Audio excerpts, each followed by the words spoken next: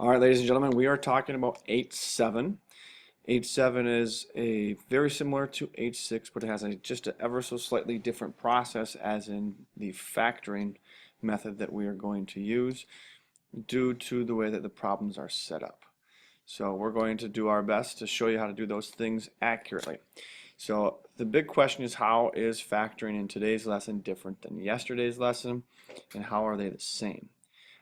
Things that you're going to want to write down as the process for factoring when you see a polynomial in this type of a form where it's in the ax squared plus bx plus c.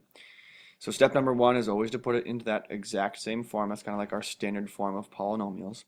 And step two is to check, is there a GCF to factor out? If there is, we're going to take that out if possible. Step number three, then we're going to set up the same type of a t-chart. And in this case, different than what we did before, we're going to multiply A and C together, not just C, to see what things multiply to make an AC and add to make a B. So A times C, what is the answer to that? And that's what we're looking for as to what multiplies to make that number but adds to make the B. And then after that, we're going to remove the B and factor by grouping by adding in the two things. And we'll show you that in just a second here. All right, so as we talked about, step number one, it's already in the form that we want it to be. Step number two, we can't take anything out of each of the three terms, so there isn't a GCF to take out. Step number three, we're going to multiply A and C together, which makes a total of 50. And then so that's our AC. So we're trying to say what multiplies to make a 50, and then what adds to make a 27. Now, things that multiply to make a 50, 25, and 2, and they add to make a 27. So I've already found something that I like. So what we're going to do is we're going to remove the 27x. So this now becomes a 5x squared plus our 25 that we came from over here. So we have 25x's and plus the 2x's. Again, from our two numbers that we multiplied to make the AC, and then plus a 10. Now, step number four, I believe, or maybe it was 5, was to factor by grouping. Now, this just happens to work out very nicely this time around, where our first two and our last two have a nice common factor with them. So we're going to take out the GCF, and that's the process for factoring by grouping. So what can we pull out of both of those, which would be a 5 and an x. So we pull out a 5x, and we're left over with an x plus 5. And in the second one, we can pull out from the 2x and from a 10, we can pull out a positive 2. So that's why I put a plus 2. And then we're left with a x plus 5. Now when we pull out, remember, we're dividing out of each one of the terms the item that we pull out. Okay? Now, like we talked about before, the two numbers that are left on the outside that are multiplying by the same exact x plus 5, those two things are going to be put together to make their own binomial of a 5x plus 2. Because the rule was that if I multiply 5x times an x plus 5 and I multiply a 2 times an x plus 5, because those things are both multiplying by an x plus 5, I can put them together to multiply them in this binomial form as multiplying them by the x plus 5. So then this is officially our answer for factoring. Now if it said an equal sign equals to 0, just like we did before, we would do each situation, we would have done a 5x plus 2 equals 0, and x plus 5 equals 0, and solve both of those situations. Alright, so let's move on to the next example. Now if you feel that you're super smart and you'd like to try this one without me, cool. I'm still going to show you how to do it. So remember, step one is to have them in the correct form. Step two is to look for a GCF. Now, all three of the terms are even. That tells me there's a good chance, a great chance, a wonderful chance that we're going to have a GCF that we can take out. So I can actually divide all three of these numbers by 4. So I'm going to pull out a 4. When I do that, I am left with an x squared plus 6x plus 8. Now, this specific part of the problem, the x squared plus 6x plus 8, is now like yesterday's work. So we're going to have our answer when we are trying to check things. What multiplies to make an 8 and adds to make a 6? Well, that's a 4 and a 2. So we have x plus 4 and x plus 2. And we also still have that 4 on the outside. So again, this is then officially our answer.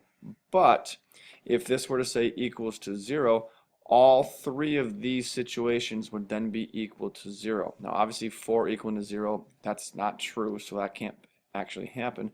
But we would have had the answers of x is equal to a negative 4 and x is equal to a negative 2. All right, so moving on, we'll do another example here. We have a 24 and a 3. All right, so 24 times 3. I might need a calculator to help me on this one. That's a 72. So things that multiply to make a 72 and add to make a negative 22. All right, 1 second there. A negative 22. All right, so we're going to grab a calculator. I don't have one within sight right now. Hold on 1 second. Pause me. Ah! Okay, I'm back, and I'm going to start making my list. 72, 36 times 2. Nope, that's not going to work for me. Let's see, 8 and 9. That also is not going to work for me. We could also do a checking 72 divided by 4. Oh, that's an 18 and a 4. That looks like it will work for me. So if they're both negative, we can make a positive 72 and make a negative 22. There we go. That's the one.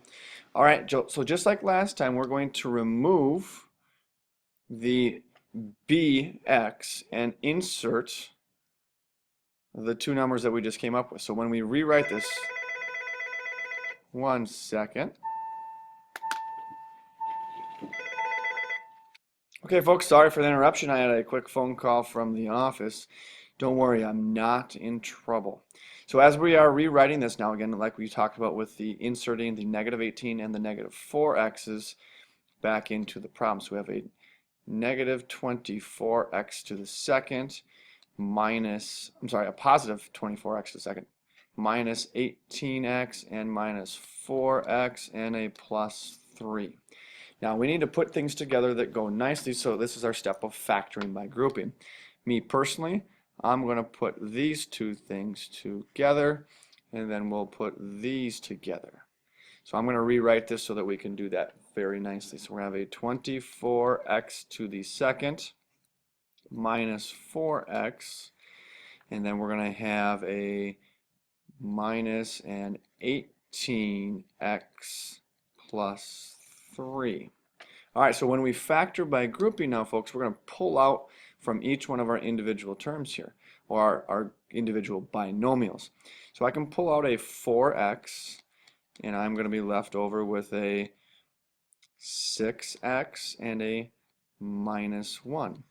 Over here, I can pull out a negative 3, and I'll be left with a 6x and a minus 1. Now I chose to pull out a negative 3, folks, again, so that this became the second part of our binomials became the exact same thing.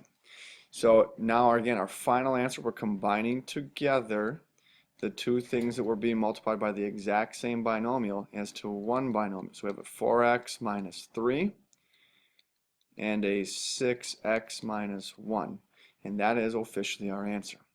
Now we have another vocabulary word here called prime polynomials. A prime polynomial is any polynomial that cannot be written as a product of two binomials. And just for example, I have one of those right here. So this is example number 4, and the reason why this doesn't work is because 3 times a negative 5 makes a negative 15. So what multiplies to make a negative 15 and adds to make a 7? Well, all of the things for 15 are 1 and 15, and then 3 and 5. And there's no combination of positives and negatives that these numbers will add to make a 7. So this is then a prime polynomial. And all you need to write down is prime, because we cannot simplify it any further or factor it. Now questions 1 and 2 for your Google form that you'll fill out on my website are right here for you. I wish you the best of luck with that information. Question 2 is probably going to be a very difficult thing to answer. And we will be doing this specific problem in class when you guys return from watching our video. So I'll let you check it out, see if you can try it on your own. Again, we will be doing this one together as we're running a little bit long on time for our video, and I don't want you to stay up too late. All right, folks, this is Bourbon Nation signing off. Have a wonderful evening. See ya.